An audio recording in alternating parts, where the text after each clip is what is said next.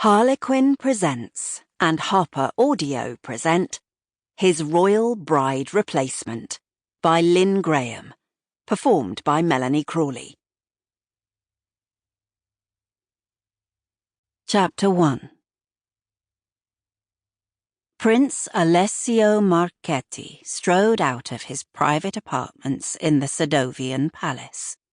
6 feet 4 inches tall, he had a shock of unruly long black hair that brushed his shoulders and bright green eyes set into a lean, sculptured face.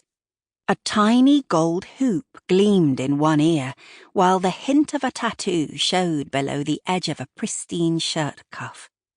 Impeccably dressed though he was, in a Brioni suit complete with monogrammed cufflinks, there were hints that he was not as conservative as he might appear at first glance. Alessio slid fluidly into the luxury car awaiting him in the courtyard. His security team, all of them in a dour mood at the prospect of policing him in a public place, where anything might happen, swung into 2 far less noticeable vehicles to follow him down the hill into the city of Severino. It was a sunny, early summer day, and the air was crisp and clean. Alessio braked to avoid the morning parade ground activities of the household guard out front before angling the car deftly over the bridge that led down into the town. Picturesque as any postcard with colourful window boxes and quaint, narrow buildings with steep roofs, the streets were busy.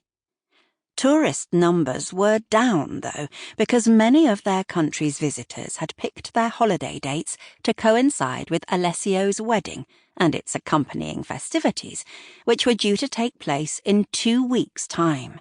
The wedding would soon be followed by an equally grand coronation, at which Alessio would ascend the throne alongside his future consort, Princess Graziana of Ibolz, an island nation off the coast of Sedovia. Alessio, meanwhile, was dreading the wedding with every fibre of his being. He was almost 28 years old, and he had always known he would have to marry young. He could not become king until he was married and in a position to provide an heir. It was just Graziana, a perfectly nice woman, he reminded himself, who he had known since he was 10, although they had not met that often during their childhood, and neither of them had sought each other out as adults. Sadly, Graziana had no sense of humour, he reflected uneasily. She was also short-tempered with the staff and given to childish tantrums if challenged, but he could handle that, he hastily assured himself.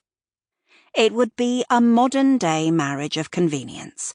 Just like his parents, they would marry, eventually produce a royal heir, and then discreetly go their separate ways. Duty done.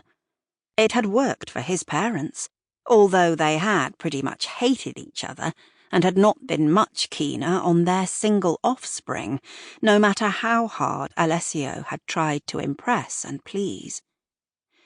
A vague memory of gathering flowers for his mother assailed him. She had thrust them away in absolute horror lest the pollen from the stamens stain her dress. He had been punished for that gift, just as he had been punished for sneaking into his father's study to tell him that he had won a prize in mathematics, only to discover that his parent was entertaining a half-naked woman in there. No, neither of his parents had liked him much. He had been both a necessity and an inconvenience to them. Neither of them had enjoyed the intrusion of a noisy little boy in their sophisticated, separate households, and they hadn't warmed to him any better when he'd tried to be quiet and studious instead. That he had gone off the rails as a teenager had been almost inevitable. Hence the long hair, the tattoos, the earring, the ultra-defiance of the adolescent years. His reputation as an international playboy had, for a handful of years, been equally stellar. His mother had rolled her eyes in Sample complete. Ready to continue?